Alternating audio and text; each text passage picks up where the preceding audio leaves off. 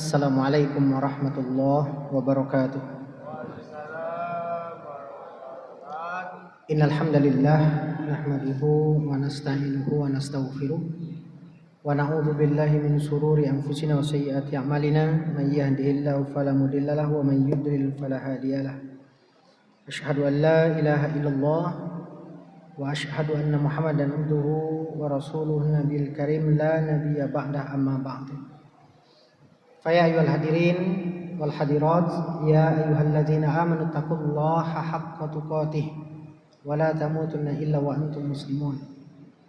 Ya ayyuhan nasu taqu rabbakumul ladzi khalaqakum min nafsin wahidah wa khalaqa minha zawjaha wa bassa minhuma rijalan katsiran wa nisaa'a wattaqullaha allazi tasaaluna bihi wal arham innallaha kana 'alaikum raqibah. Ya ayyuhalladzina amanu taqullaha wa qulu qawlan sadida yuslih lakum a'malakum wa yaghfir lakum dzunubakum wa may yuti'illaha wa rasulahu faqad faza fawzan 'azima. Bapak Ibu yang dirahmati Allah, kaum muslimin dan muslimat, jemaah salat Isya, tarawih dan witir yang semoga selalu dan senantiasa berada dalam limpahan rahmat dan kasih sayang Allah Subhanahu wa taala. Kita patut bersyukur kepada Allah Subhanahu wa taala atas nikmat yang sangat besar ini, di mana Allah Subhanahu wa taala menyampaikan umur kita ke bulan Ramadan.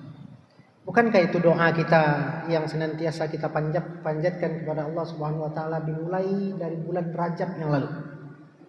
Bulan Rajab, bulan Sa'ban, kita berdoa kepada Allah, Allahumma balighna fi syahri Ramadan. Ya. Kita minta diberikan keberkahan sampaikan umur kita dan kemudian diberikan keberkahan di bulan Ramadan. Kita minta kepada Allah Subhanahu wa taala agar umur kita sampai ke bulan Ramadan itu tujuannya untuk apa? Untuk beribadah kepada Allah, karena kita tahu besarnya pahala yang akan diberikan oleh Allah kepada kita di bulan Ramadan. Bayangkan amalan sunnah saja yang dikerjakan di bulan Ramadan itu pahalanya seperti pahala wajib, pahala amalan wajib di luar bulan Ramadan.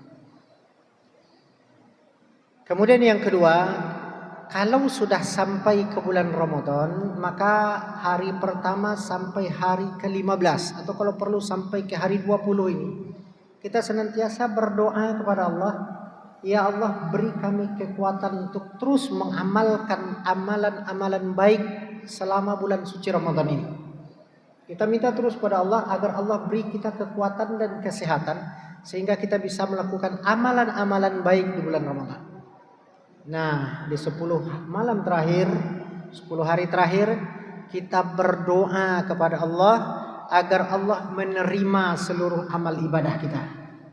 Agar menerima seluruh amal ibadah kita. Maka lengkaplah semuanya. Satu, kita minta agar Allah menyampaikan umur kita ke bulan Ramadan.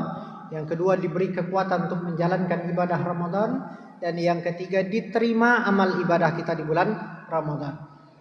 Kemudian terakhir menjelang kita menutup bulan Ramadan itu, mungkin malam 28, 29, 30, kita tambahkan dengan doa, ya Allah, berikan kami kekuatan untuk melakukan amalan-amalan yang kami lakukan di bulan Ramadan agar kami ikhlas melakukannya di luar bulan Ramadan. Di luar lepas bulan Ramadan besok, bacaan Al-Quran yang 1 bulan di bulan Ramadan itu kita gemarkan, besok juga tetap istiqomah untuk membacanya. Dan begitu seterusnya. Amalan sedekah, infak yang senantiasa kita berikan siang dan malam di bulan Ramadan, kita berharap di luar bulan Ramadan Allah juga menggerakkan hati kita, memudahkan urusan kita untuk memperbanyak infak dan sedekah di luar bulan Ramadan. Begitu seterusnya Bapak Ibu yang berbahagia, semoga Allah Subhanahu wa taala menyampaikan umur kita sampai akhir Ramadan, kemudian menambahkan kekuatan keimanan ke dalam hati kita agar kelak di luar bulan Ramadan kita mampu untuk menjalankan amal ibadah ini. Menyambung kajian kita pada minggu yang lalu membahas tentang keutamaan Al-Quran. Kita sebutkan bahwa setiap yang memuliakan Al-Quran, Allah pasti muliakan dia. Malaikat yang membawa Al-Quran turun, Allah jadikan Jibril sebagai pemimpinnya para malaikat. Turun di bulan Ramadan, Allah muliakan bulan Ramadan menjadi bulan paling mulia. Turunnya pada malam Lailatul Qadar, inna anzalnahu fi lailatul qadar. Allah muliakan pula malam Lailatul Qadar itu sebagai malam yang paling mulia dalam setahun. Bulannya bulan yang paling mulia dalam satu tahun. Syahrul Ramadan allazi unzila fil Qur'an. Allah turunkan kepada Nabi Muhammad, maka Nabi Muhammad dimuliakan oleh Allah. Diberikan maqam mahmudah, kedudukan yang tinggi. Di hari akhirat ketika Nabi sujud kepada Allah dalam sujud yang lama, Allah berfirman kepadanya, Muhammad, angkatlah kepalamu, mintalah akan kuberi, mohonlah akan kukabulkan. Maka Nabi Muhammad bermohon, ya Allah, segerakanlah hisab, agar orang-orang yang beramal dapat menyegerakan, dapat segera merasakan nikmatnya surga, dan orang-orang yang melalaikan perintahmu dapat segera merasakan azabmu yakni neraka. Lalu Nabi Muhammad berjalan meniti sirat sampai ke jembatan yang kedua, namanya jembatan Kontoroh. Ketika sudah sampai di pintu surga, dia bermohon kepada para malaikat penjaga, wahai malaikat penjaga, bukalah pintu. Siapa engkau? Aku Muhammad bin Abdullah, Rasulullah sallallahu alaihi wasallam yang diutus kepada umat akhir zaman. Untuk engkaulah ya Muhammad, kami diperintahkan oleh Allah untuk menjaga pintu ini. Tidak akan kami buka pintu ini kecuali engkau yang memintanya. Maka karena engkau sudah memintanya, maka kami akan membukanya. Lalu dibukalah 2 daun pintu itu, sehingga masuklah Rasulullah dan para sahabat diikuti oleh kaum muslimin ke dalam surga sesuai dengan pintu masing-masing. Orang-orang yang menghafal Al-Quran diberikan kedudukan yang mulia dunia dan akhirat. Di dunia, perhatikan, Allah berikan kemuliaan dengan menjadikan mereka sebagai pemimpin dalam sholat. Kalaupun ada presiden di sini, ada gubernur, tapi yang menjadi imam, yang menjadi pemimpin tetap para hufaz, para hafiz Al-Quran. Menunjukkan bahwa mereka lebih mulia, kecuali presidennya hafal Al-Quran, kecuali gubernurnya bacaannya bagus, tahzinnya bagus, bacaan Al-Qurannya bagus, maka mungkin boleh dia menjadi imam. Dan imam meskipun hanya tamatan SMA, tetapi berani dia menjadi imam di depan, maka biasa saja baginya memunggungi gubernur yang berada di belakangnya. Kalau di luar nak bisa dia seperti itu, ya, berjalan saja di depannya sedikit mungkin kena dorong. Begitulah kemuliaan.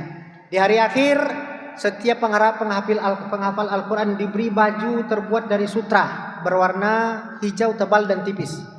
Sutra yang diberikan pada penghafal Al-Quran dan sutra yang diberikan kepada orang tuanya yang telah menghabiskan dana untuk menghafal Al-Quran.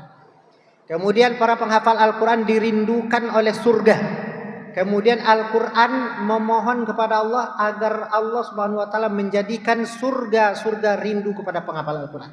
Terakhir, orang penghafal Al-Quran masuk surga dari seluruh pintu. Kenapa bisa?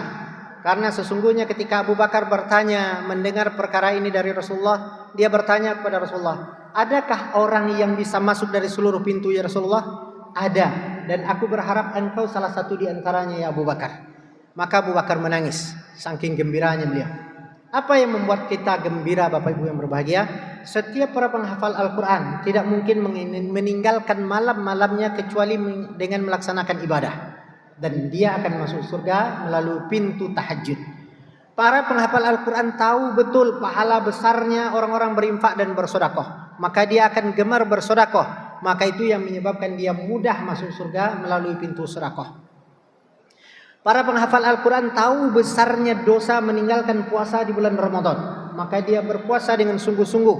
Itu yang menyebabkan dia akan masuk ke surga melalui pintu Babur Rayyan. Intinya, setiap para penghafal Al-Quran akan dekat dengan amalan-amalan yang menyebabkan Allah cinta kepadanya.